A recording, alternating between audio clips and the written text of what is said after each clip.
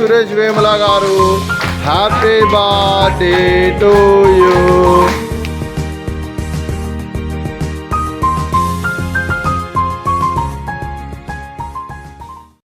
65 మంది నిరాశ్రితులకు ఆకలి తీర్చడానికి ఐక్యం ఫౌండేషన్ వారి ఆధ్వర్యంలో సురేష్ వేముల గారి జన్మదిన శుభ సందర్భంగా అన్నదానం చేయడం జరుగుతుంది.